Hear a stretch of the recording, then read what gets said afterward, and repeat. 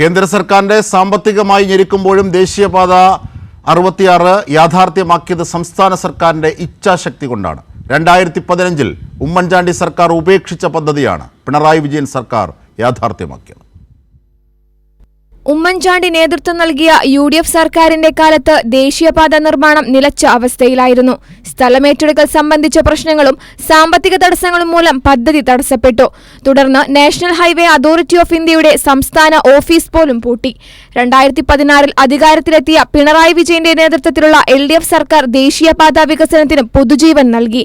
പദ്ധതിയുടെ ഏറ്റവും വലിയ തടസ്സമായിരുന്ന ഭൂമി ഏറ്റെടുക്കൽ പ്രശ്നം പരിഹരിക്കാനായി സംസ്ഥാന സർക്കാർ നേരിട്ട് ഇടപെട്ടു. അപ്പോഴും സ്ഥലമെടുപ്പ് നിർത്തിവെക്കാൻ ആവശ്യപ്പെട്ട് അന്നത്തെ BJP സംസ്ഥാന അധ്യക്ഷൻ PS ശ്രീധരൻപിള്ള കേന്ദ്ര സർക്കാരിന് കത്തയച്ചിരുന്നു. ഇതുപോലെയുള്ള അനേകം വെല്ലുവിളികളെ മറികടന്നുകൊണ്ടാണ് NH-66ന്റെ വികസനത്തിനായി 5580 കോടി രൂപ ചെലവഴിച്ച് ഭൂമി ഏറ്റെടുക്കൽ നടപടികൾ സർക്കാർ പൂർത്തിയാക്കിയത്. സാമ്പത്തിക പരിമിതികൾക്കിടയിലും കേരളം ഏറ്റെടുത്തത് അസാധാരണമായ സാമ്പത്തിക ബാധ്യതയായിരുന്നു.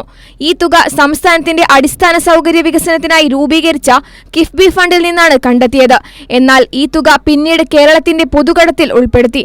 സംസ്ഥാനത്തിന്റെ വായ്പാ പരിധിയിൽ നിന്ന് അത്രയും തുക വെട്ടിക്കുറച്ചു. ദേശീയപാത കേന്ദ്ര സർക്കാരിന്റെ ചുമതലയിലാണ്. പക്ഷേ കേരളത്തിലെ ദേശീയപാത പണിയുന്നത് സംസ്ഥാന സർക്കാരിന്റെ കൂടി ധനസഹായത്തോടെയാണ്. കേന്ദ്രമന്ത്രി നിതിൻ ഗഡ്കരിയുടെ പ്രസ്താവന ഈ അവസരത്തിൽ ശ്രദ്ധേയമായ ഒന്നാണ്. നന്ദി വിജയൻ സാർ, നന്ദി. താങ്കളെ കൊണ്ട് മാത്രമാണ് കേരളത്തിൽ വികസനത്തിന് സ്ഥലമേറ്റെടുക്കൽ സാധ്യമായത് എന്നാണ് അന്ന് അദ്ദേഹം പറഞ്ഞത്.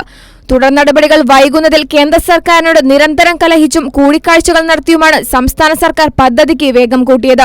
2016-ൽ അധികാരത്തിൽ വരുമ്പോൾ പദ്ധതികൾ നടപ്പാക്കാൻ കഴിയില്ലെന്ന് സർക്കാരിനെ വെല്ലുവിളിച്ച് K സുരേന്ദ്രൻ രംഗത്തെത്തിയിരുന്നു.